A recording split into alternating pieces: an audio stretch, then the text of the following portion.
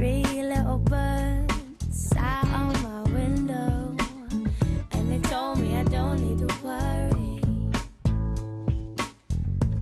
Summer came like cinnamon, so sweet. Little girls double dutch on the concrete.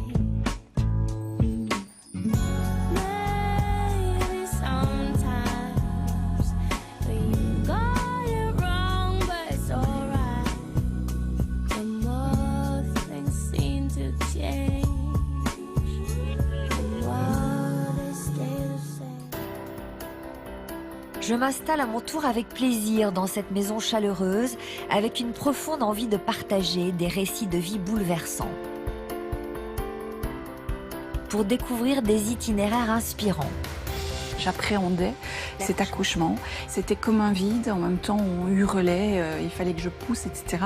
Je m'évanouis de douleur. Il y a quelque chose qui ne va pas. Dès la première séance d'hypnose, j'entends comme une voix qui me dit « Va voir l'album photo ». Et je me réveille épouvantée. Je me suis rendu compte à quel point le corps et l'esprit étaient liés. C'est très très important de connaître ses racines. Il faut vraiment penser à transmettre la vérité à ses enfants. Mais aussi pour mieux comprendre ces parcours de vie hors du commun, grâce à celles et ceux qui ont aidé mon invitée à franchir les obstacles et à grandir. C'est plus la même femme, elle a beaucoup plus de confiance en elle pour tout ce qu'elle entreprend. Et maintenant, il n'y a plus de limite. Donc c'est bien. Une occasion pour chacun d'entre nous de partager 1001 vies. Mais à cet instant précis, j'ignore encore tout des émotions que je vais vivre ce jour-là. Je rencontrerai bientôt Virginie. Cette mère de famille heureuse et épanouie a pourtant failli passer à côté de sa vie. En effet, au moment d'accoucher de son premier enfant, elle est terrassée par des douleurs insoutenables. Cherchant l'origine de ce mal, Virginie tente de décrypter ce que son corps essaye de lui dire. Elle ne sait pas alors qu'elle entreprend un voyage au cœur d'un secret de famille bien gardé.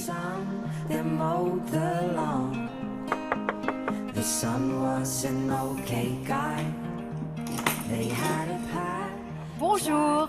Bonjour Sophie. Merci d'être là. Merci de m'accueillir. Entrez. Tout va bien? Tout va très bien. Pas trop stressé? Non. Allez-y, enlevez votre manteau si vous le souhaitez. Moi j'ai le gilet, je le garde. Gardez-le. Est-ce que vous voulez quelque chose à boire? Un petit peu de thé, du café? Un verre d'eau? Un verre d'eau. Alors Virginie, d'abord je suis ravie de vous rencontrer. C'est gentil, merci. On va parler de votre parcours. Vous avez grandi avec un secret de famille pendant des années. Ouais. On vous a caché l'identité de votre père. Et il a fallu un long parcours du combattant pour percer le mystère. Est-ce que vous pouvez nous résumer votre parcours? Finalement, mon parcours du combattant, il a commencé à la naissance de mon fils aîné, mon premier enfant. Une naissance qui devait tout à fait se passer normalement. Et puis elle s'est pas bien passée du tout. Vous allez nous raconter tout ça dans le détail, mais c'est là que tout a commencé parce que tout d'un coup, un thérapeute, grâce à l'hypnose, vous a permis de découvrir la vérité sur l'identité de votre père. Voilà. Quel est le sens de votre venue aujourd'hui? Alors en fait, j'ai eu envie de partager mon histoire parce que je me suis rendu compte au fil de ma vie qu'il y avait un lien extrêmement fort entre l'esprit et le corps. Et que quand le corps ne va pas bien et qu'on ne trouve pas pourquoi il va pas bien, c'est qu'il y a quelque chose dans notre histoire qui tourne pas rond.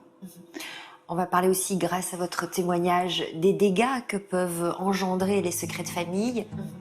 Donc vous allez nous raconter tout ça. C'est la première fois qu'on se rencontre. Je vous ai demandé de vous plonger dans les albums de photos parce que vous allez nous raconter justement que l'un des secrets concernait un album de photos quand vous étiez petite que vous n'aviez pas le droit de regarder. Je vais vous laisser aller les regarder, ces photos, et puis on les commentera ensemble dans le salon. À tout de suite. Love of mine, someday you will die, but I'll be close behind. I'll follow you into the dark, no blinding light, a tunnel suitcase of white, just our hands clasped so tight, waiting for the hint of a spark. If heaven and hell decide that they both are satisfied, illuminate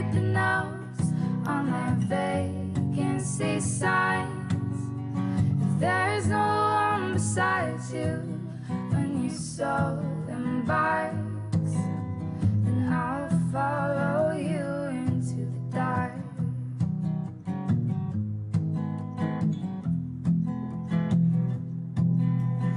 Catholic school, as vicious as Roman rule. I got my knuckles bruised by a lady in black, and I'll follow you into the dark. And I'll follow you into the dark. Comment ça va? Bien. Une vie Belle en photo. Une vie en photo, oui. Quelles émotions remontent là? Plutôt positive. Émue aussi. Un peu, oui, de l'émotion, mais voilà, positive. Alors si vous regardez cette petite fille là, qui fait du vélo, elle a quel âge la petite fille là en question? Moi je dirais, puisque mes cheveux ont poussé, 4-5 ans. Qu'est-ce que cet adulte que vous êtes devenu lui dirait à cette petite fille? Devenir une femme, ça ne va pas être simple pour elle, parce que il y a finalement une sorte de fantôme. Mais qu'au fond, toute la joie là, toute la joie qu'elle aura engrangée à ce moment-là, va lui permettre d'avoir la force de traverser cette épreuve-là. Virginie naît à Liège, en Belgique, dans les années 70. Sa mère, professeure de français, et son père, aiguilleur du ciel, sont fous de cette petite fille charmeuse. Bientôt, un petit frère fait son arrivée et complète ce bonheur parfait. Pourtant, en grandissant, Virginie sent confusément que quelque chose lui manque. Vous êtes une petite fille qui cherche le regard de ses parents, qui a besoin de compliments, qui a besoin d'être aimée. Oui. Alors j'avais un papa très câlin et j'avais une maman que je sentais régulièrement triste. Une sorte de mélancolie. C'est-à-dire vous vous culpabilisiez en vous disant je dois être à l'origine de cette tristesse. Oui, beaucoup. J'en parlais souvent à ma grand-mère et je lui disais est-ce que j'ai fait quelque chose? C'est quelque chose qui m'a hantée, c'était de me dire peut-être qu'un jour j'ai fait quelque chose de mal. Quel genre d'adolescente vous êtes devenue? Alors en fait, ce qui s'est passé, c'est qu'à partir de l'adolescence, j'ai commencé à avoir pas mal de problèmes de santé. Voilà, donc souvent malade, et puis une espèce de chape de plomb, comme ça, qui me tombait, un espèce de flou dans la tête, un mal-être. Avec les garçons, ça se passait comment à l'adolescence? Les garçons, il n'y en avait pas. Hein. D'abord, j'ai joué à la poupée très tard. Je m'intéressais pas à ça, je lisais beaucoup, je m'intéressais pas aux garçons. Les garçons, vous y êtes intéressé, vous avez trouvé le bon. C'est formidable, non? Oui, j'avais 16 ans et demi. Et là, ça a été un coup de foudre, mais monumental. Alors, vous allez me dire... Comment vous l'avez rencontré comment? Racontez-moi. J'adore les histoires de coups de foudre. J'avais un ami très proche qui joue au tennis, et donc moi aussi je joue au tennis. Et un mercredi après-midi, cet ami me dit viens, j'ai un double avec des copains, tu vas venir nous regarder jouer. Et je me retrouve sur le bord du terrain, et puis là, il y a un beau brun avec des yeux clairs. Et je me souviens, je m'assois au pied d'un arbre, et je commence à les regarder jouer, et je ne l'oublierai jamais parce que ce garçon était soi-disant doué au tennis, et puis en fait il ratait tout. Il ratait toutes ses balles et il jurait. Et je me disais mais quand même... Il s'appelle comment votre fiancé? Il s'appelle Claude. Claude. Il était troublé? Je pense, oui, je pense. Enfin, ça c'est ce qu'il m'a dit après, mais... Et puis ça se passe bien avec votre amoureux au point où vous vous installez ensemble, oui. Et que vous décidez de fonder une famille. À quel âge tombez-vous enceinte? Je pense que je devais avoir 26-27 ans. La grossesse se passe bien? C'est bizarre à dire, mais il y a une petite voix du moment où je suis enceinte. Et plus ça grandit, d'ailleurs ma grand-mère me l'avait dit. Elle m'avait dit, ma fille, à un moment donné, il va devoir sortir ce petit. Et ça, c'est pas un bon moment. Donc c'est vrai que voilà, j'appréhendais cet accouchement. Et en même temps, il y avait cette petite voix en moi qui disait, ça va pas bien se passer. Donc j'avais peur. Et donc ça s'est pas bien passé, ça a été très long. Ça a duré combien de temps l'accouchement? 18 heures. 18 Plus heures. de 18 heures. J'étais effrayée de ce qui m'arrivait. C'était comme un blanc, comme un vide. En même temps, on hurlait, il fallait que je pousse, etc. J'avais envie de le voir, ce petit. Mais là, l'enfant reste calé. Qu'est-ce qui s'est passé alors? Alors, il a fallu les forceps.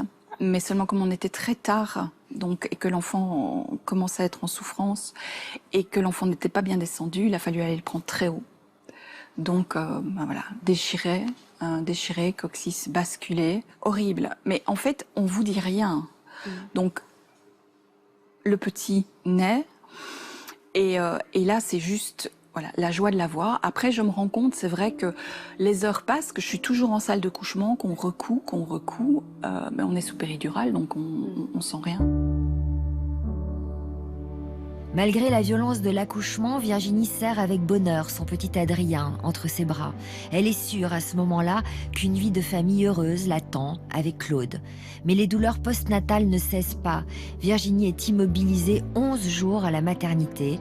C'est en réalité le début d'un véritable calvaire. Dès le premier lever, je me vois encore essayer de mettre mes 2 pieds par terre à côté du lit. Et puis là, c'est comme si mon bassin m'échappait. Donc j'ai l'impression que déchiré, une horreur. Une horreur, et en même temps, je me tais parce que je savais que j'étais quelqu'un qui était très émotive, j'étais quelqu'un de très émotif, de très sensible. Je me suis dit, c'est ça l'accouchement. Ces douleurs, elles vont durer, elles vont s'intensifier, elles vont durer pendant 1 an et demi. Pendant 1 an et demi, oui. Je retourne travailler au bout de 6 mois, très péniblement. Je vais voir régulièrement ma gynécologue en lui disant que ça va pas du tout. Et elle me dit, oui, mais bon, vous êtes probablement un peu trop maman. Maintenant, l'accouchement, il est derrière vous. Voilà, moi, il n'y a rien. De mon côté, il n'y a rien. J'imagine que vous n'avez pas pu avoir de vie intime. C'est impossible. Je ne peux pas vivre une vie de femme. Comment vous l'avez vécu, ça? Grâce à mon mari, je l'ai bien vécu. Et il m'a dit, voilà, on attendra le temps qu'il faudra. Il ne m'a jamais fait un reproche. Il était là.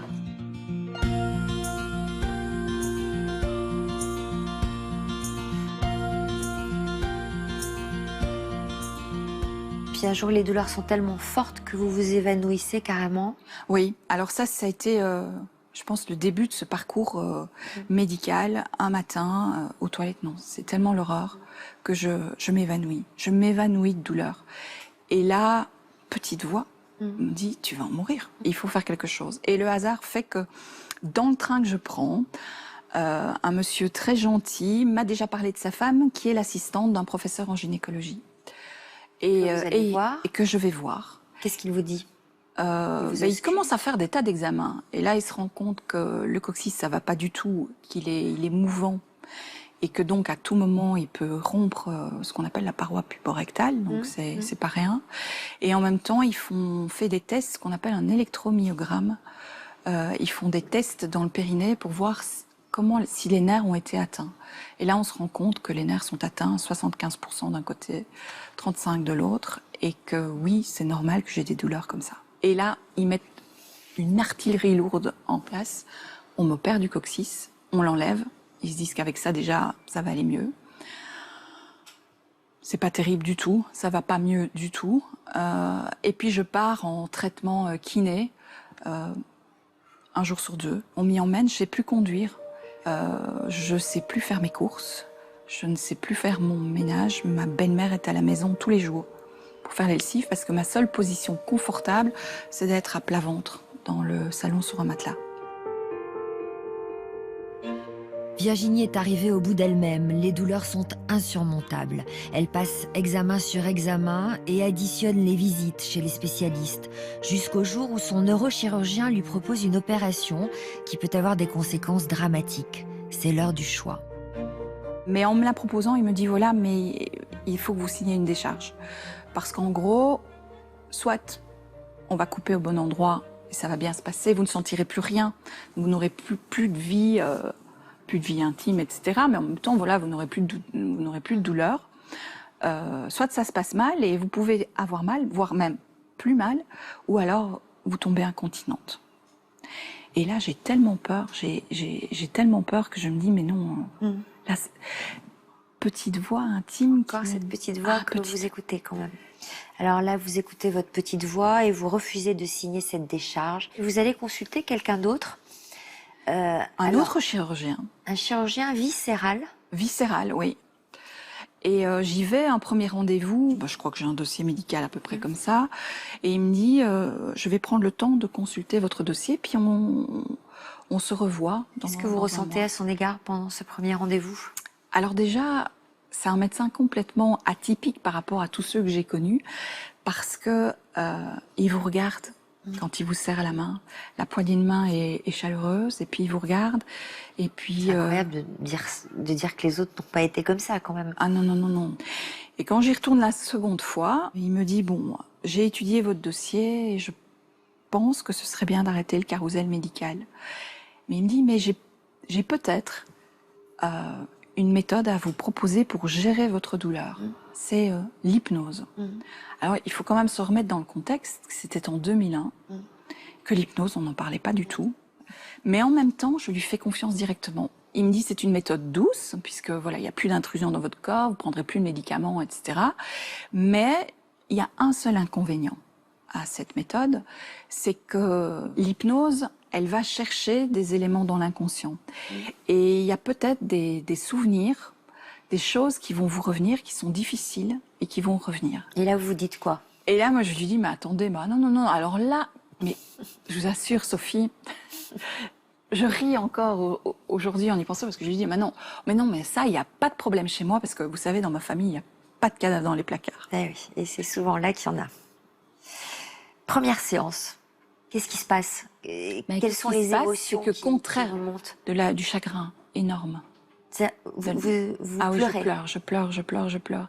Ben, je me dis que peut-être que je pleure à ce moment-là sur les 3 ans de douleur, sur ce chemin épouvantable que je vis. Ça vous étonne de pleurer, ce chagrin qui remonte? Oui, ça m'étonne parce que je pleurais pas beaucoup. Depuis la naissance de mon fils, je m'accrochais à cette petite vie qui est là, ce petit garçon formidable qui était là, et donc je voyais pas pourquoi j'avais un tel chagrin, mais c'est quelque chose d'extrêmement profond. Donc dès la première séance, je sens qu'il y a un chagrin immense qui est là. Et un personnage prend de plus en plus de place, c'est mon père en fait. C'est mon père qui revient et ce sentiment que j'ai tellement besoin de lui, un sentiment de culpabilité épouvantable. Alors, qu'est-ce qu'il vous dit à ce moment-là, le chirurgien? Il se doute qu'il y a un problème lié à votre petite enfance? Je pense, oui, et il me dit, il y a quand même des choses qui remontent là, parce que je lui dis, j'ai l'impression que j'ai fait une grosse bêtise, ça revient, je me sens coupable, et il me dit, ce serait peut-être bien que vous en parliez à votre mère. Donc vous êtes allé voir votre mère? Alors je vais voir maman pour savoir comment ça s'est passé, ma petite enfance, si par hasard j'aurais commis quelque chose, et elle me dit, non, pas du tout. Et puis je lui pose des questions aussi par rapport à ma naissance, si tout le monde était content que je sois là. Elle me dit, évidemment, je la sens sur la défensive. Et ce qui se passait, c'est qu'en fait, en chaque séance d'hypnose, je rêvais beaucoup. Et un soir, j'ai plus qu'un rêve. J'entends comme une voix qui me dit, l'album photo. Va voir l'album photo. Et là, je me réveille et je visualise dans la bibliothèque de mes parents 2 albums photos, jumeaux, c'est-à-dire la même couverture. Quand j'étais petite, j'ai eu cet album photo en main et je pouvais pas le regarder. On me l'avait repris des mains. On m'avait dit, mais non, ça c'est pas des photos qui te regardent. Donc ça avait je sais à 3h du matin, ce matin-là, qu'il faut que j'aille chercher cet album photo. Et là, stupéfaction, je vois que c'est des photos en fait de mon père très jeune, 15-16 ans. Et puis je tombe sur une photo où je vois papa qui embrasse une petite jeune fille. Et je me rends compte surtout que c'est pas maman. Puis je regarde la date, été 69. Or moi, je suis née en octobre 69. Et là, je me dis, mais qu'est-ce que c'est que ça? Papa avec une autre jeune femme, alors que maman est enceinte de 6 mois. Je dis, non, mais c'est pas possible, ça.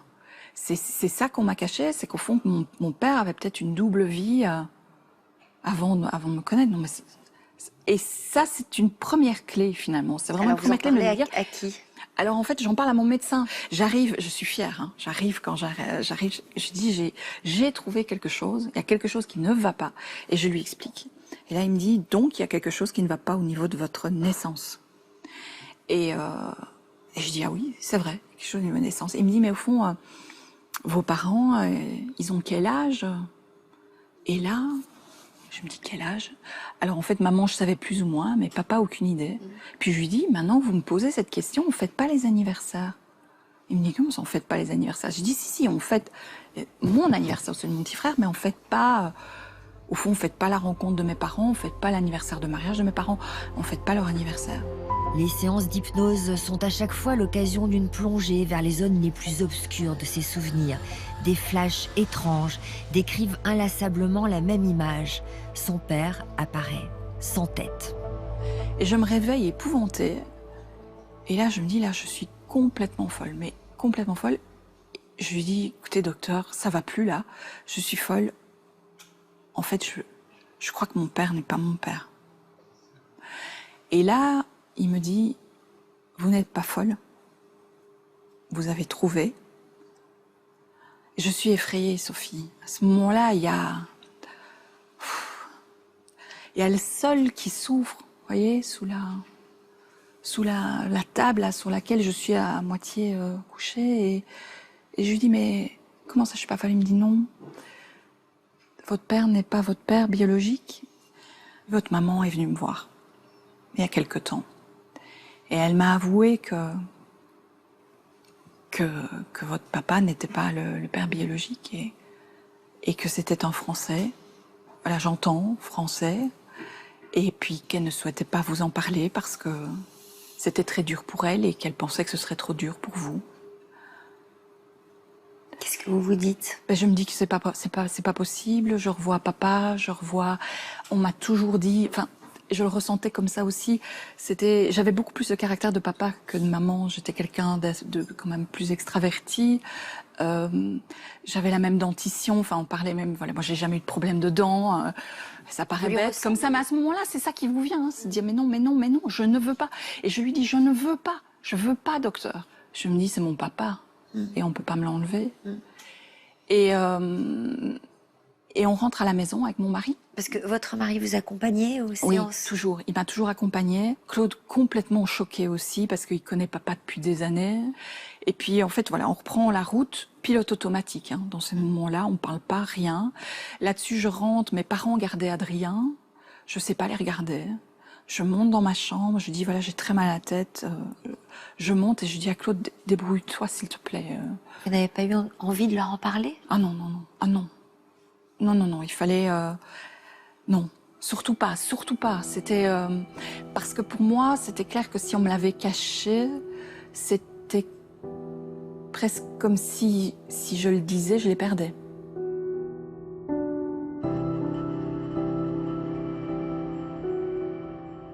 Qu'est-ce qui se passe physiquement? Est-ce qu'il y a une libération? Est-ce que vous vous sentez soulagée? Alors en fait, ça c'est le bon côté de la chose, mais auquel je m'attends pas du tout. Et ce soir-là, on se retrouve Claude et moi, et en fait, je me colle contre lui et je lui dis Claude, qu'est-ce qu'on va faire? Et on s'embrasse. Et puis là, magie, voilà. Vous faites Je me sens bien. Voilà, on fait l'amour, mais c'était pas prévu du tout. Puisqu'on faisait plus l'amour depuis quelques années. Vous n'aviez plus de douleur? Eh ben non, fini. Et là, je ris. Je me souviens, on a ri. On a ri, on se dit, c'est fou. Voilà, c'est fou et en même temps, voilà, c'était un moment juste magique, merveilleux. Imagine. Et au moment de m'endormir, je me dis, je suis enceinte. Je sais que je suis enceinte. Je le sais. Et en fait, je pense que je fais un test de grossesse 1 semaine plus tard. Je suis enceinte. C'est fou. C'est incroyable. Je suis enceinte. 6 ans après Adrien, Virginie donne naissance à Zoé. Puis 2 ans plus tard, c'est au tour de Charles. La famille est au complet. C'est un miracle pour celle à qui on avait prédit qu'elle ne donnerait plus jamais la vie. À ce moment-là, j'ai tendance à mettre en arrière-plan cette histoire de papa. Je continue à voir mes parents comme si de rien voilà. n'était. Vous imaginez, on vous dit que vous n'aurez plus de vie, que vous pourrez toujours être en chaise roulante, que professionnellement ça va pas c'est pas plus être possible, que vous n'aurez plus d'enfants, et puis là, tout d'un coup, vous vous épanouissez comme femme. Les bébés sont là, il y a autre chose à penser. Hein. Il y a autre chose à penser. Voilà. Et je m'ancre littéralement dans ce bonheur-là. Sauf que, après la naissance Sauf de que- votre deuxième garçon, Voilà. qu'est-ce qui se passe à ce moment-là? Les rêves reprennent. Et chaque fois, c'est de nouveau l'angoisse, le chagrin, du vent, être dans la nuit, toute seule, appeler ses parents, papa, maman, il y a personne qui répond. Et une sorte d'allée comme ça qui monte. Et puis, je vois des volets qui claquent. Il n'y a pas de volet chez moi, il n'y a pas de volet chez mes parents. Donc voilà, il y a une espèce d'univers qui est en train de se créer que je ne comprends pas, qui est très angoissant. Et puis il y a le miroir aussi, tous les matins. Je me dis, il y a qui? Il y a qui derrière ce visage? Forcément, j'ai les cheveux blonds de ma maman, mais j'ai un grand front là qui me taraude.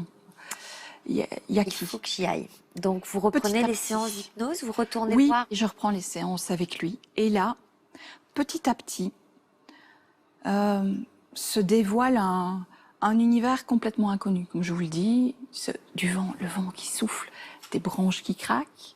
Et puis, petit à petit, les sons deviennent plus précis. Et là, j'entends souvent des sabots de chevaux dans des graviers. Et puis, des échos de petites filles. Et je décide d'aller voir ma grand-mère. Et je décide d'y aller avec Zoé. Et je lui dis, voilà, moi j'ai beaucoup souffert, je veux pas que mes enfants souffrent comme moi j'ai souffert. Alors je vais te dire ce que j'entends et ce que je vois, et tu vas me dire... Et je lui dis, voilà, sabots de chevaux, bruit dans les graviers, j'ai cette impression d'une grande allée. Et là, en fait, je vois son visage qui change, elle se recule comme ça dans le canapé, et elle me dit, mais ce que tu décris là, c'est le domaine de ton père. Je dis, le domaine de ton père? Oui, ta maman a été mariée une première fois à un vigneron dans l'Aude, me dit-elle. Et là, c'est marrant, hein, parce que je retiens pas vigneron dans l'Aude, je retiens mariage. Je dis, ah bon, elle a été mariée, et donc, du coup aussi, il y a quelque chose de propre qui vient, qui fait que je me dis, bah, je suis pas issue d'une relation forcée, ou, parce que c'est vrai, on peut se... Vous aviez peur de ça? Oui, parce que je me dis, si on garde autant le silence, c'est que ça doit être terrible. Et donc, de savoir que j'étais issue d'un mariage, donc d'une relation consentie en deux êtres, c'était... Voilà, ça, c'était déjà une première chose. Et je reprends ma voiture, je rentre, et alors, vive Internet, hein. Je rentre, et par contre, je tape le nom de celui qu'on dit qui est mon père dans le moteur de recherche. Et là, je vois en effet qu'il y a des choses qui corroborent que c'est bien dans l'Aude. Et je m'en tiens à ça. Mais comment résister à donner un visage au fantôme de son père qui hante ses nuits depuis si longtemps? Soutenue par son mari, Virginie décide de partir sur les traces de cette ombre inconnue. On arrive en descente sur Limoux, en voiture, c'est toujours Claude qui conduit. Et là, un endroit bien précis, je ressens une douleur dans le poignet, dans le bras, mais foudroyante, comme ça, un éclair. Je dis, j'ai mal au bras. Et puis je me dis, bon, c'est la nervosité aussi, c'est pas un week-end spécialement agréable. Donc je me dis, oula, et puis après, ça devient lancinant. Puis on arrive à Limoux. Et là, je me dis, bah, le seul moyen d'en savoir un peu plus, c'est d'aller à la mairie. Et là, je me présente comme étant une amie de la famille, et je voulais savoir si cette famille-là avait bien vécu là-bas. Et là, on est dans le sud de la France, dans une petite ville, et là, on me dit, mais oui, bien sûr, etc. Oui, et puis c'était une grande famille, et c'était des triplés. Il y avait 2 jumeaux, donc c'était des triplés, 2 jumeaux et une fille. Mais il y en a un des 2 qui est mort. Attends, je me dis, ah, bon. Et là, j'écoute ce déroulé finalement de cette famille d'origine. Puis je leur demande en fait de m'expliquer où était le domaine. Et là, ils me disent, mais écoutez, c'est un lieu-dit au-dessus de Limoux. Maintenant, c'est habité par des Franco-Australiens. Et voilà, je repars à la voiture en courant. Je déballe toute l'histoire à Claude qui m'attend. On remonte. Et là, je vois une petite plaque, Bourigeul. Et là, il s'arrête, il me dit, mais c'est exactement là que ce matin, tu as eu cette décharge épouvantable dans le bras. Il m'a dit, tu savais où tu allais. Et donc, nous voilà, on arrive au pied de cette grande butte, finalement, et il y a une barrière blanche avec juste un digicode, en fait. Et je dis à Claude, voilà, on est là, tu vois, il n'y a pas de sonnette, c'est bon, on repart. Et là, il me dit, ah non. Regarde, il y a un chemin en terre qui contourne la propriété par l'arrière. Et là, on arrive à une barrière blanche où il y a des bâtiments viticoles, une écurie. Et là, de nouveau, pas de sonnette. Mais déjà, vous reconnaissez le lieu, ça vous parle. Ah oui, L'écurie, mais j'en ai très peur en même temps. Oui, j'en ai. Ce qui se passe, c'est que je le reconnais tellement que je me dis, j'ai peur.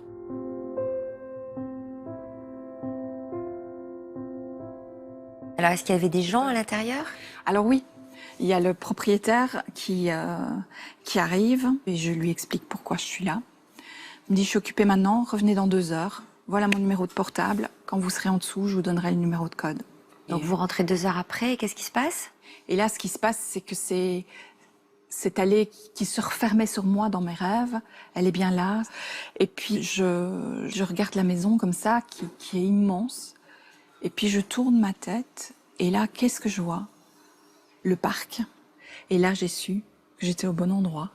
Juste pour que je comprenne, cet endroit-là, vous y aviez vécu? Ou dans cet endroit-là, vous avez J'y ai été dans le... conçue. J'y ai été conçue. Alors, comment est-ce possible que vous ayez cette vision aussi précise du lieu? Alors ça, je l'explique pas non plus. Je pense que puisque, en fait, j'ai été conçue là-bas et que ma maman a passé sa grossesse là-bas, il est clair qu'un bébé, un bébé entend, ressent les choses. Et évidemment, on ne voit pas l'image couleur. Voilà, ça entend, mais ressent, les de la ombres, voir. oui. Les ombres, oui. Oui, c'est quelque chose. Oui, c'est... Ouais. Incroyable. Mais c'était juste le match parfait. Donc vous savez que ce lieu vous parle. Est-ce qu'on vous donne des renseignements sur votre père à ce moment-là? Alors, très peu. Non, on ne me donne pas de renseignements sur mon père, on me donne des renseignements sur ma tante. Et on me dit que c'est une femme extrêmement énergique, extrêmement ouverte, et que justement, la chance est là pour moi, puisque cette femme aime venir se ressourcer au moins une fois par an, en été, dans la propriété de son enfance. Et que donc, ils ont son numéro de portable et qu'ils peuvent l'appeler. Ce monsieur m'avait expliqué que donc j'avais beaucoup de cousines, parce que voilà, elle avait beaucoup de filles. Et je me dis, c'est formidable. Là, les je voix vais que découvrir. vous aviez. D'où les voix, donc Ouais. tout s'expliquait. En fait, ma visite à Bourigeul a fait que tous mes rêves s'expliquaient. Alors, est-ce que vous êtes excitée à l'idée d'avoir cette femme au téléphone Oui, dont on vous a parlé? oui. Et en fait, je mets à peine un pied dans la maison quand j'entre en Belgique. Mon portable sonne. C'est Marie, donc la femme du monsieur de Raymond qui m'ont ouvert les portes de Bourigeul, qui me dit, voilà Virginie, je vais être très directe, je n'ai pas une bonne nouvelle. Je dis, ah bon, j'ai eu Jacqueline au téléphone. Elle n'a pas nié que son frère avait été marié une première fois, mais par contre, elle a dit, voilà, tu n'étais pas l'enfant de la famille. Et que si, d'ailleurs, ta mère était repartie, c'est parce que tu n'étais pas l'enfant de son frère. Je me souviens très bien que quand elle m'a annoncé ça, ce qui m'a protégée, c'est la vision du parc que j'avais vue et de me dire, non, je suis de là-bas. Virginie le sent et son corps ne peut pas se tromper. Elle appartient à cette terre. Désormais, plus rien ne pourra l'arrêter dans sa quête de vérité. C'est grâce aux réseaux sociaux qu'elle retrouve la trace de ses cousines. Et puis là, je tombe sur un visage, un profil, le front là. Je me dis, elle est de ma famille. Clairement. Et je me dis, je vais prendre contact. Et donc, je lui envoie un petit message, en lui demandant si elle est apparentée à la famille de Bourigeul à Limoux. Et là, je pense que dans l'heure, elle me répond « Oui, pourquoi ?» Je lui mets l'histoire, je lui résume l'histoire. Et le lendemain, j'ai une réponse en me disant que mon petit mot l'a profondément touchée. Et qu'en fait, celui qui serait mon père était son parrain, qu'elle a vécu des années là-bas et que, oui, elle veut bien m'écouter, m'entendre et m'aider. Alors là, c'est le cadeau, c'est la joie. Et là, je l'appelle. L'appel se passe très bien. Elle me dit, écoutez, voilà, moi, il y avait pas vraiment de secret dans la famille. Oui, Gérard avait été marié, mais elle me dit, écoutez, ce que je vais faire, c'est que je vais appeler ma mère, puis je vais revenir vers vous. Et là, elle revient, je pense, 2 jours plus tard. Elle me dit, je suis désolée, mais il va falloir vraiment que vous parliez à votre mère parce que, non, dans la famille, il était dit que, voilà, je pense pas en fait que vous soyez l'enfant de la famille. Alors là, ça fait mal parce que c'est d'abord la double foi et puis en même temps, je le prends mal. Sauf que vous aviez cette photo de la cousine qui vous ressemblait. Voilà, et je Donc lui vous dis, essayez de la est-ce que je joindre peux vous envoyer une photo de moi et de mes enfants? Parce que je sentais que la clé, c'était les visages. Et elle me dit oui. Et en fait, je lui envoie, elle met quelques semaines à répondre, et puis elle me dit, écoutez, on va se voir. Moi, je prends le pas de passer au-delà du mythe familial, parce que c'était un mythe, et on se rencontre à Toulouse. On se rencontre à Toulouse. Ça se passe super bien. On se reconnaît et en fait, elle me le dit quelques temps après. Elle me dit, c'était une telle évidence. Elle dit, toi, dans le restaurant là, elle dit, je savais que tu étais ma cousine. Je le savais. Vous avez trouvé des points communs, des ressemblances? Oui, et puis on s'est parlé. Comme si vous vous connaissiez? Oui. Alors, il y a quand même une question qui me brûle les lèvres. Est-ce que votre père était toujours vivant? Oui. Donc elle Et vous en j'ai pu parle le à ce moment-là? rencontrer. Elle m'en parle, mais il est en maison de retraite, il est en fin de vie. Il est en fin de vie. Et je ne sais pas à ce moment-là si j'ai envie d'aller le voir ou pas. Pour 2 raisons. La première, c'est parce que je ne savais pas tellement bien ce que j'allais y trouver. Et deuxièmement, moi, il y avait cette loyauté à mon papa. Je me disais, j'ai pas le droit de le trahir. C'était comme une trahison. Mais vous finissez par y aller. Et je finis par y aller 6 mois plus tard, accompagnée par Dominique, qui est donc une de mes cousines germaines aussi, mais qui est la fille de ma tante. Comment ça Qui se passe? Ça se passe plutôt bien. Ma cousine Dominique avait fait vraiment, je pense, un bon travail d'introduction en disant que voilà, j'allais venir le voir. Et donc, quand je suis arrivée dans sa chambre en maison de retraite, Dominique lui a dit, est-ce que tu sais avec qui je suis venue? Et il lui a dit oui, avec ma fille, et j'en suis ravie. Est-ce qu'il vous a pris dans ses bras? Non. Donc, je lui ai pas serré la main non plus. Et en fait, ça a été une série de regards croisés, parce que lui était très gêné, en fait, de cette situation. Mais qu'est-ce que ça vous a apporté de le voir? Ah, ça m'a apporté énormément. C'est au fond, avoir son géniteur, ses racines vraiment en face de vous, c'est constructeur. Ça vous a fait prendre confiance en vous? Ah oui. Finalement, Oui, ça, oui. ça a Tout a terminé. changé. Tout a changé.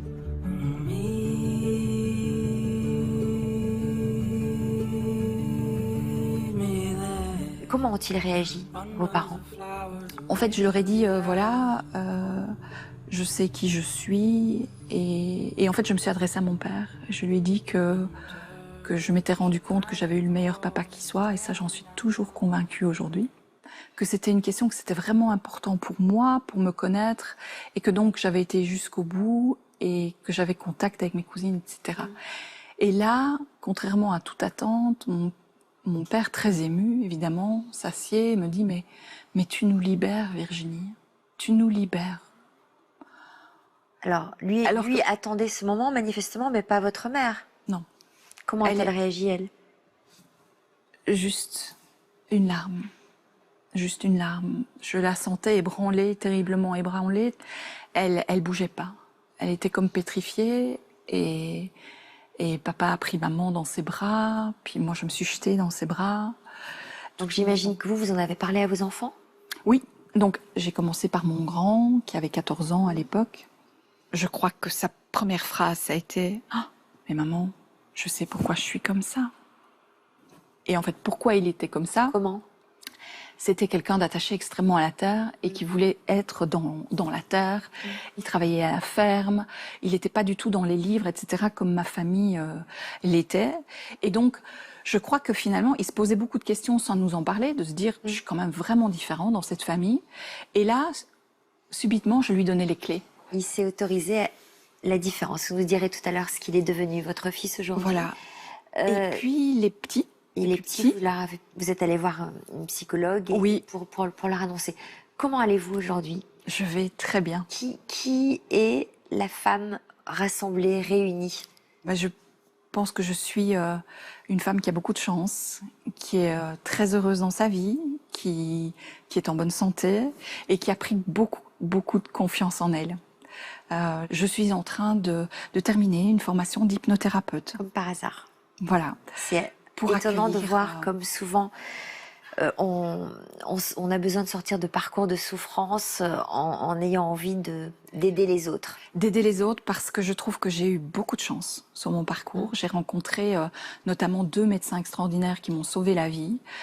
Et puis vous avez un mari extraordinaire. Extraordinaire. Que vous allez nous présenter, Oui, qui va je suis nous contente rejoindre qu'il soit là. dans quelques instants. On va également découvrir votre cousine, l'une de vos cousines, Oui. Isabelle. Et puis on va aussi discuter avec une psychologue pour tirer des enseignements de ce parcours. Qu'est-ce que vous aimeriez, vous, que nous retenions de votre parcours? Alors j'ai envie de dire, il y a 2 choses. Je pense que c'est très important pour chaque être humain de connaître ses racines. Donc je pense que voilà, quand on adopte, etc., il faut vraiment penser à transmettre la vérité à ses enfants. Et puis j'ai envie de dire aussi que je me suis rendu compte à quel point le corps et l'esprit étaient liés et que donc il faut pouvoir s'écouter, écouter notre corps et que quand il a quelque chose à nous dire, écoutons-le. Ouais, surtout Et le puis, vôtre, il vous parle je- souvent quand même. Hein, Oui. et vous savez l'écouter. Et aujourd'hui, je sais l'écouter, j'ai apprivoisé. Voilà. Merci en tout cas pour votre confiance, pour ce récit incroyable. J'avais l'impression d'assister à un film en vous écoutant parler. Oui, c'est ce qu'on me dit souvent. Merci à vous, Sophie, pour votre Et écoute. puis je vais aller chercher vos proches qui vont nous rejoindre et puis on va voir comment ils ont vécu tout cela. Je vous laisse quelques Merci à instants vous remettre de tout ça. Oui. À tout de suite.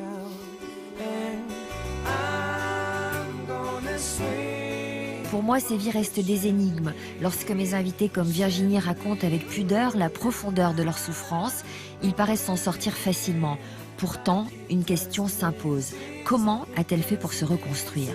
C'est pour tenter d'y répondre que j'ai voulu aujourd'hui écouter les proches de Virginie, afin de mieux comprendre comment chacun d'entre nous peut tirer des enseignements de l'expérience si particulière de mon invité.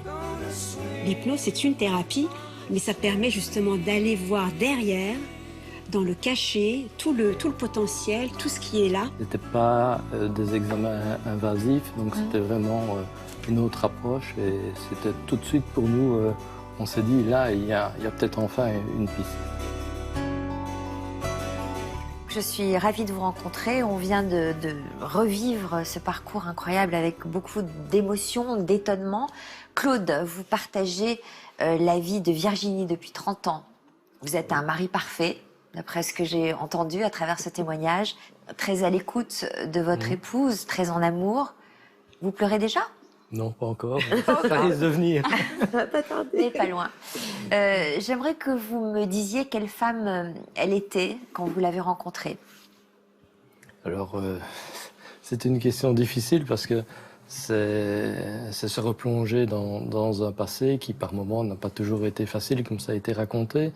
Et donc, il y a d'abord le coup de foudre, évidemment, et puis on est jeune, on a 17 ans, donc les soucis, c'est pour après, c'est par après qu'on les rencontre. Après son premier accouchement, donc là, j'imagine que ça a été difficile à cette période-là de la voir souffrir à ce point pour vous?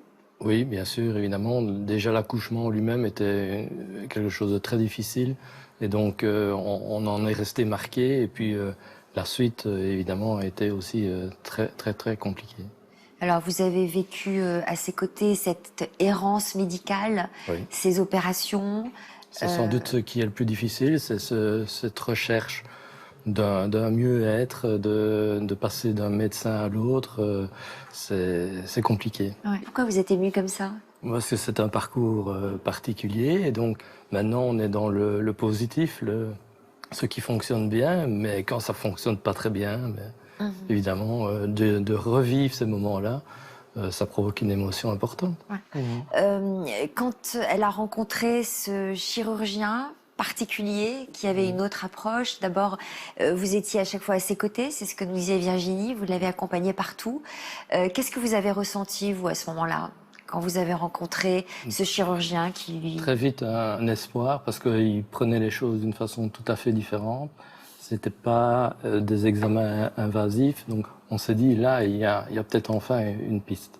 Elle nous parlait souvent, Virginie, de cette petite voix qu'elle savait écouter.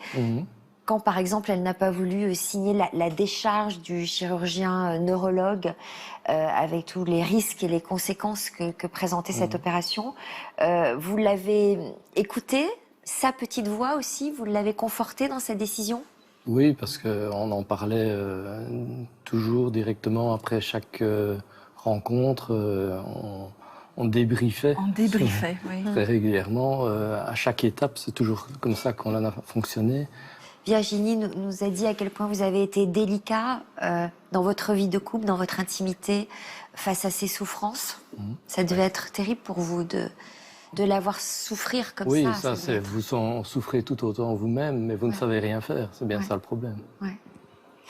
Quelle a été votre réaction quand ce chirurgien lui a proposé de tenter des séances d'hypnose pour lui permettre d'avancer, de se libérer de ses souffrances? Un espoir. On s'est dit, tiens, là, cette douleur que tu as, on va peut-être enfin pouvoir la diminuer. C'était un espoir. Vous avez expliqué ça comme un curseur. Votre douleur entre 0 et 10, est à combien? Je suis plutôt à 9 ou à 10. Eh bien, on va la faire descendre. Elle sera peut-être à 0 bientôt. Et tout ça donnait de l'espoir. Et puis les séances d'hypnose ont donc réveillé beaucoup de souvenirs, ont provoqué des rêves ou des cauchemars. Comment vous l'avez vécu ça, Claude? Des inquiétudes aussi, parce qu'on s'est posé beaucoup de questions, beaucoup d'hypothèses par rapport à ces cauchemars, en se disant, mais qu'est-ce qui a bien pu se passer dans ton enfance? Virginie redoutait qu'on lui annonce quelque chose qui aurait été terrible pour elle, quelque chose d'encore plus douloureux. Vous pensiez à quoi, vous? Je pensais à la même chose qu'elle. On pensait éventuellement à des choses plus malsaines dans son enfance.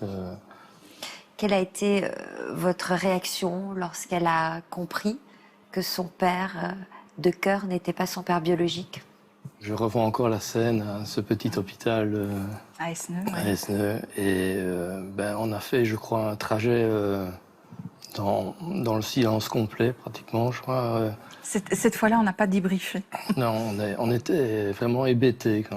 Ton père n'est pas ton père. C'était quelque chose qui était impossible pour nous. Impossible. Elle lui ressemblait tellement. Il y avait tellement de similitudes dans le caractère. Tellement de proximité. C'était...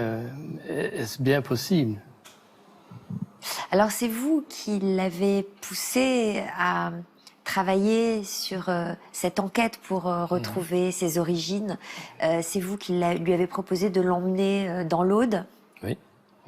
Oui, en 2008. Pourquoi c'est devenu pour vous une évidence qu'elle devait emprunter ce chemin?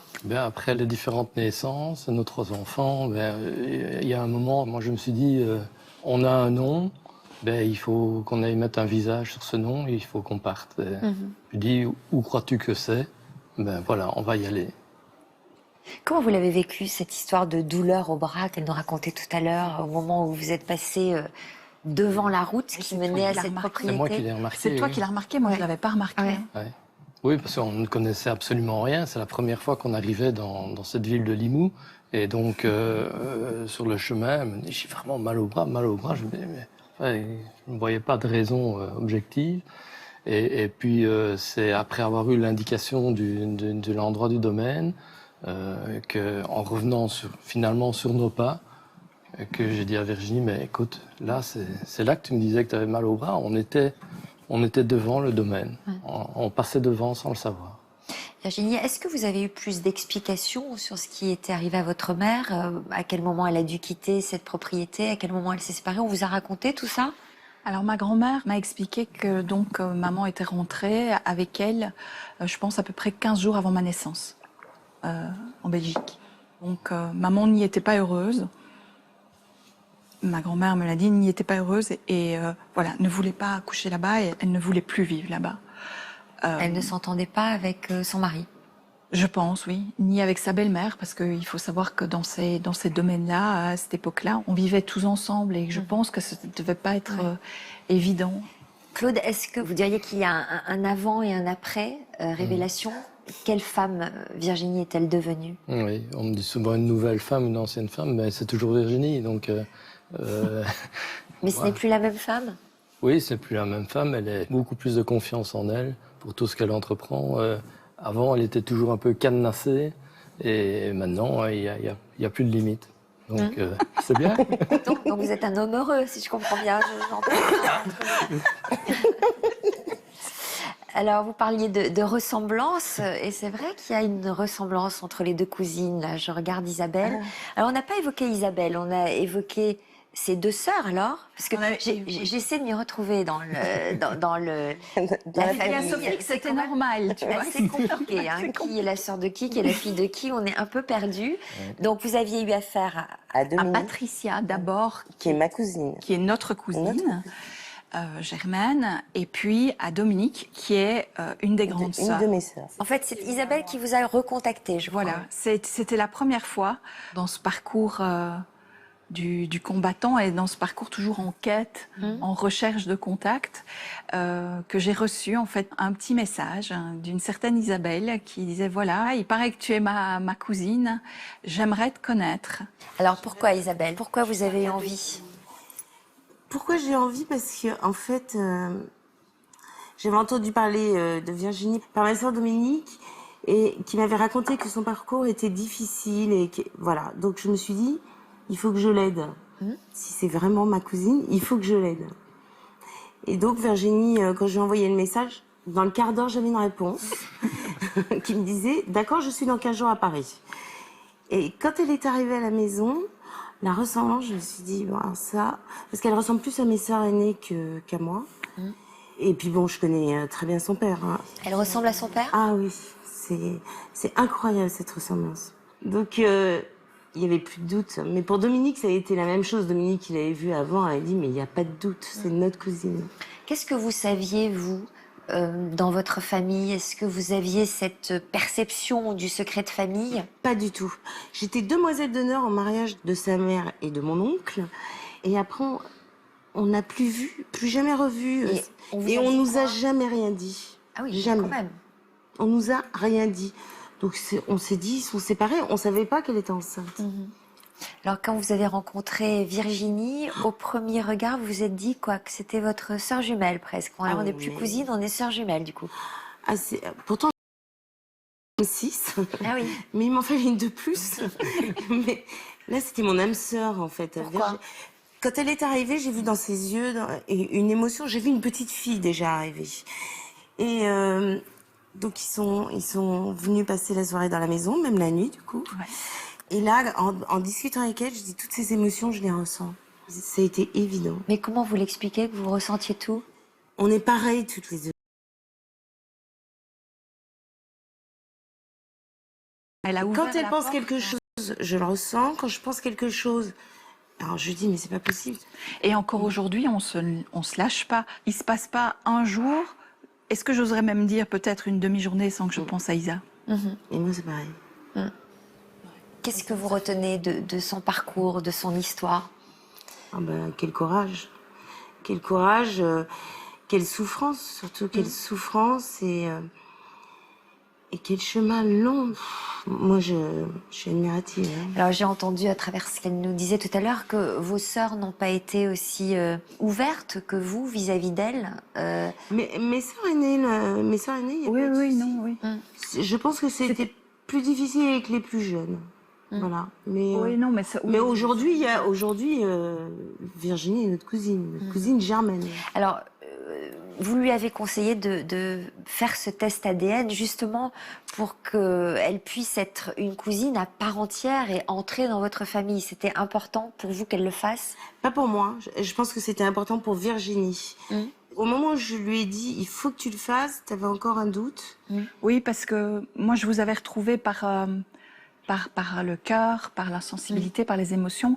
Et donc ce test, j'avais l'impression qu'il allait un peu salir tout ça. Et en même temps, j'avais pas peur que le test soit faux. C'était ce principe du test qui remettait tout le chemin en hypnose et intuitif que j'avais fait, et qui en plus aussi remettait en cause la personnalité de ma mère. Et donc c'était quelque chose de difficile. Et donc l'idée, c'était que la seule façon de faire exploser le mythe, parce que c'est ça aussi, Secret de famille, c'est un espèce de mythe qui s'était installé, c'était justement d'arriver avec cette vérité scientifique. Et en même temps, le test ADN, pour moi, on le fait aussi beaucoup pour la génération suivante. Donc c'est-à-dire que moi, j'avais mes convictions, j'étais sûre de moi. Maintenant, je me mettais à la place de nos enfants. Quelques années plus tard, ils auraient voulu peut-être continuer le contact avec cette famille. Et il y aurait eu toujours ce doute, cette histoire, oui, mais bon, oui, ça semble ça, mais est-ce que par hasard? Et là, je me suis dit, je peux pas. Mes enfants, ils ne doivent avoir aucun doute. Et donc, on a lancé le test. Donc vous l'avez fait, ce test, vous l'avez passé, vous êtes à part entière dans cette famille, ça veut dire que vous vous êtes retrouvés, que vous passez vos vacances ensemble. On se retrouve dès qu'on peut. Dès qu'on peut. Et là, Virginie, quand elle est dans l'Aude, c'est plus la même. Hein. Elle rayonne, c'est incroyable. Donc c'est une histoire qui se termine vraiment bien. Ah oui. C'est pas gagné, parce que ça aurait pu aussi avoir des conséquences terribles. Tout aurait pu voler en éclats. On va voir tout cela avec Samira. Juste un mot sur votre fils, donc qui lui aussi s'est senti là-bas chez lui, au point de devenir aujourd'hui viticulteur, comme son grand-père maternel, Oui, voilà, qu'il n'a jamais connu. Oui. Qui n'a jamais connu. Il a trouvé sa place, je pense, là-bas. Nous, c'est ce qu'il nous a dit. En fait, il nous a dit ça en morceaux, hein, si tu te souviens. Par étapes. C'était l'année passée, à Noël. Donc, il faut quand même se rendre compte qu'Adrien, à ce moment-là, avait 18 ans. Et il nous a dit, voilà, c'est ici que je me sens chez moi. Je ne veux pas d'une vie en Belgique. Je ne m'y vois pas. Je ne me vois pas. Vivre en Belgique, avoir un travail, je ne me vois pas. C'est ici que je me sens bien et c'est ici que je pense que je peux le faire. Et donc il a dit voilà, je veux reprendre une propriété. Et puis tout s'est fait très vite. Une propriété était à vendre quelques mois et il a signé en juillet passé. Et Claude est allé l'aider pour les premières vendanges. Comme quoi, un secret de famille peut rejaillir sur des générations et en l'occurrence, ça se passe bien et on s'en réjouit pour vous. Samira, donc on va parler évidemment des conséquences de tout cela, des conséquences d'un secret de famille justement sur une famille. Ils le disent justement, hein, ça fait mal. Les impacts, ils sont vraiment conséquents dans la mesure où, à partir du moment où dans une famille, il y a un passé commun, et dans cette famille, il y a ceux qui savent et ceux qui ne savent pas, et qui ne savent pas parce qu'on leur a caché. Donc il y a une scission, il y a une division, déjà de la part de la personne qui crée le secret. Et cette division-là, on va la retrouver en fait parmi les membres de la famille, donc ça va générer des troubles. Alors, un impact sur la famille, mais un impact aussi sur le plan psychologique et physique, parce que elle développait ses maux de ventre, il y avait quand même dès la petite enfance des symptômes. Oui, en fait, ça va toucher les troubles aussi dans l'individu lui-même, c'est-à-dire au niveau de sa pensée, au niveau de son mental, ça va créer de la confusion, peut-être un manque de confiance, d'assurance, au niveau des émotions, donc les émotions de la joie d'un enfant vont être un peu entachées, donc il va y avoir de la tristesse, de la peur, sans que d'ailleurs l'enfant sache exactement pourquoi en fait. Et puis évidemment ça va toucher le corps. On sentait tout à l'heure à quel point elle se sentait coupable de la tristesse de sa maman qu'elle percevait toute petite. Ça c'est l'amour en fait qui fait ça. C'est-à-dire que vous étiez tellement proches, en fusion avec votre maman, et cette division qu'elle-même devait vivre en souffrance et qu'elle ne pouvait pas partager, parce que de toute façon, quelqu'un qui va mener un secret, c'est d'abord pour se protéger lui, et puis aussi pour protéger les siens. Donc ils sont tiraillés entre le désir de dire, mais le risque de faire mal, et puis se taire, et puis du coup tromper, et du coup tromper aussi la confiance que l'autre nous accorde. Le regard sur l'hypnose, les séances d'hypnose pour libérer comme ça, faire remonter des souvenirs, vous en pensez quoi? Moi, je trouve que c'est une technique formidable parce que ça va toucher à l'inconscient, En fait, nous sommes des êtres qui vivons dans le conscient. Et le conscient, ça nous permet de vivre de manière fonctionnelle, mais avec des choses connues. Donc, on n'a pas de neuf. Donc, quand on a une interrogation, le neuf, il n'est pas dans le conscient. Ça permet justement d'aller voir derrière, dans le cachet, tout ce qui est là. Parce que quand vous étiez enfant, sans doute, vous avez dû percevoir. Oui, je pense que de toute façon, un secret de famille, ça sointe. Ça transpire. On arrive parfois dans une pièce et puis d'un plein coup, voilà, il y a Cette c'est histoire le silence. de l'album de photos dont elle sait qu'elle n'a Elle pas le droit sentait. de l'ouvrir. Forcément, ça doit marquer un Et enfant, enfant. peut-être qu'elle a été voir, hein, parce qu'un enfant, faut pas se leurrer. Il est très fin. Bien Il va sûr. pas croire exactement tout ce qu'on va lui dire s'il sent en plus qu'on lui dissimule quelque chose. D'où d'ailleurs le trouble qu'il peut avoir, hein. Un trouble comportemental, de la personnalité C'est un trouble de loyauté aussi. Hein. et de loyauté, oui. Et comment vous expliquez que son accouchement ait été aussi difficile, qu'elle ait eu à ce point du mal à libérer l'enfant qu'elle portait? Ça rejoint la douleur de sa maman et ça rejoint la naissance. Donc cette histoire qui est coincée, hein, qui veut se dire et qu'il faut forcer, hein, pour sortir. Et puis la naissance, ça veut dire l'ouverture. Donc il y a le désir de s'ouvrir au monde et puis le désir de rester caché. Il a fallu apparemment, hein, vraiment Ah oui, il a forcer fallu et casser. Et casser le corps. Hein. Casser le corps pour oui, D'où les douleurs. Ouais. tirer la vie. Oui. Oui. Dans l'histoire de Virginie, ce qui est merveilleux, c'est qu'elle ait pu voir son père biologique, même si elle n'a pas Oui. instauré des liens de père à fille, mais elle a eu besoin d'un regard, de s'y reconnaître. regard, d'un On a senti à visage, quel point elle y a puisé des racines. C'est comme ça que vous l'interprétez? Bah, en fait, sa douleur était tellement intense et je pense qu'elle sentait, parce que vous avez beaucoup d'intuition, Virginie. Et puis cette petite voix, ça va aller, c'est ça aussi le moteur. Avoir cette croyance-là, le pouvoir de la pensée, c'est très puissant chez vous. C'est-à-dire que je vais trouver, et puis bien trouver, je vais me maintenir à flot, et puis accompagné aussi par l'amour, hein, de votre mari, l'amour de vos enfants. C'est un moteur extrêmement puissant. Oui. Virginie disait tout à l'heure, qu'est-ce que vous avez dit sur la conclusion entre le corps et l'esprit? Oui, avant ce chemin, j'étais persuadée qu'on fonctionnait à l'esprit et que donc quand on voulait quelque chose, on pouvait le Ce faire. que vous êtes en train de dire. Absolument. Sauf que- Aujourd'hui, je suis vraiment intimement convaincue de l'avoir vécu, que c'est le corps. Le corps sait tout. D'abord, le corps ne ment jamais. Absolument. Le corps sait tout et il est beaucoup plus intelligent que ce qu'on a là-dedans. Et c'est lui qu'il faut écouter. Et quand on ne va pas bien, Absolument. il faut prendre le temps de se poser et de s'écouter soi et d'oser, finalement, oser entendre cette petite voix qui parfois est discordante avec ce qu'on a envie de penser Oui. ou on a C'est envie le tiraillement. d'entendre ces tiraillements. Et ça vaut franchement la peine parce que je pense que le corps, notre corps est notre meilleur allié quand Vous on êtes sait d'accord? l'entendre. Alors, c'est Spinoza qui disait, on ne sait pas tout du corps. C'est-à-dire qu'il a un pouvoir de lui-même et il est un formidable allié. Quand on a une maladie, il nous dit quelque chose. En fait, c'est un symptôme il nous alerte déjà de nous dire arrête-toi. D'ailleurs, c'est ce qu'il a fait, hein, en vous. Oui. Et du coup, ce ralenti va faire que je vais rentrer en moi. Vous vous autorisez à ce que les choses arrivent au jour, en fait. Ce qui s'est passé en hypnose, en fait, c'est que j'avais mal physiquement et au fil des séances, le mal physique s'est transformé en mal mental, en une douleur, une vraie douleur psychique finalement. De Tout est lié, hein. Quelque chose qui Ah ne va oui. pas. Tout Ce qui est m'a lié. frappé dans son récit aussi, c'est qu'elle a eu la sagesse de savoir observer des paliers, comme des paliers de décompression, hein, comme si elle était partie en plongée sous-marine et qu'elle s'arrêtait à des paliers pour à chaque fois laisser retomber, non pas la respiration, mais des émotions. Oui. C'est sage de ne pas aller trop vite dans Donc, ce genre oui. de parcours. C'est un processus. Et je pense qu'elle l'a senti intuitivement. Oui, c'est ça, c'est pas Que une sagesse. Je vais pas trop parler, par exemple, la voiture, hein, c'est de le digérer, l'intégrer en moi-même. Elle y va piano, piano, et quand le corps a digéré, le mental a digéré, les émotions digérées, je peux passer à l'étape d'après. C'est un conseil que vous donneriez à Ah ceux oui. qui sont sur le point d'entreprendre ce parcours? Oui, oui. Elle a eu la chance de retrouver son père, de le voir vivant. Pour ceux qui n'ont pas cette chance, qui entreprennent ce parcours et qui n'ont pas la chance de le voir aboutir. C'est vrai que parfois on met beaucoup d'espoir.